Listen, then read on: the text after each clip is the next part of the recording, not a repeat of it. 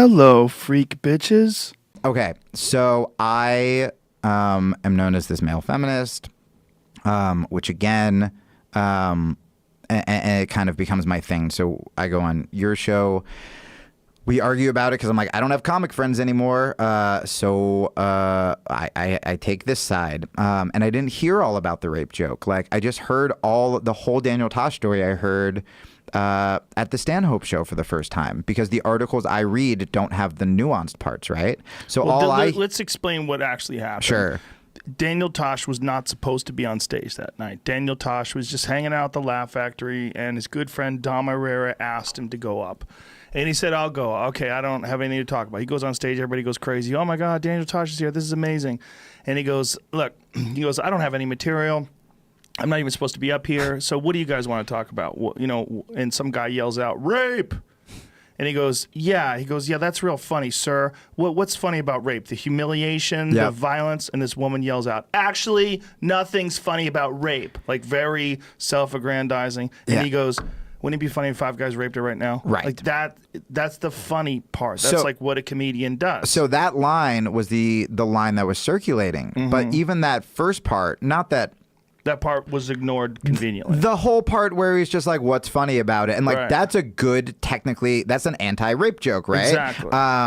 Which, if you know Daniel, that's how he thinks. I mean, he's not a bad guy in any sense of the word. And that's a great way, but that has to do with these echo chambers where I'm like, well, I didn't fucking hear that part of it. I just hear the part, you just hear the part that you're supposed to attack. And then, ironically, I went to one of Bert's podcasts at the same festival, the All Things Comedy Festival, and fucking Doug and Bert, like, this whole rape thing happened in the audience. I don't know if you heard about it, but like, all hell broke loose. A rape thing in the audience? What happened? So like, I don't want to be the one to blow up the spot. I don't know if Bert's gonna air it. If he airs the Take Off From Work podcast or whatever, it's one of the best things I've ever heard. But we can call him right now. Yeah, because I don't want to blow up his spot. But essentially what happened was Stanhope... It'll just get people to listen. Good. Stanhope started talking about rape and child rape, and the whole show became very rape-themed. Right. And there was a girl next to me, and there's a woman next to me and my girlfriend who just started screaming, like, don't talk about it. And like, so they ignored her the whole time. And my girlfriend and I would look over, and then she would like have another sip of her drink and watch the show and giggle, and then rape would come up, and she was like, stop, and she would just scream, but like she didn't leave. Like, she didn't get up and leave. And that was like, it was so interesting to be on like sort of the opposite end of that, where nothing offensive was really happening. And I'm like, fuck, man, I'm next to that lady from the Tosh show. This is like my karmic fate.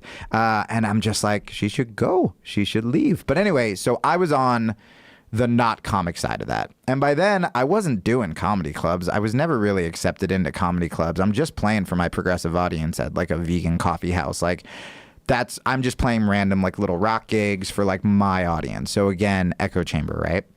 And I'm not hanging out with comics.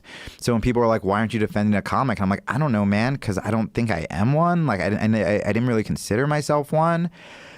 And so... so me and you went at it. I believe it was very divisive. I think half your audience thought I was a whiny bitch, and the other half thought I was a whiny bitch who should get raped. It was very one-sided. Nobody liked me. I did not come off well, I'm told. But I was like, I guess I did the right thing, right? I guess I sided with women over jokes. And so from then on, any comic that did like me didn't. Well, let me stop you right there. Just and I'm not trying to sound victim-y, by the way. But for the sake of honesty, the real issue came not just because of that, but because of your characterization. The next day. Yeah. Totally. So the next day... There's a video out about it that someone put together called the Kilstein Delusion. Yeah, and some of that shit was taken out of context. Some of that shit I will completely like own up to. I watched it like once. I mean... At that point, just all hell broke loose. Like, I lost my managers. I was having like someone hacked my Twitter and just wrote rape all over it, and I was kind of like, why'd you lose your manager? They said it was because I don't cooperate with the comedy community. To be fair to them, I was like a pain in the ass client. It was hard enough for me to fucking book, and then every comic hates me, and they're like, I don't know, man. I think they just like threw their hands up. And so the next day was one of those things where I'm like, I either doubled down and I was like, it wasn't like I'm going to lie. It was, I'm going to try to defend myself and give my side to it. And that I don't. Let me stop you here real quick.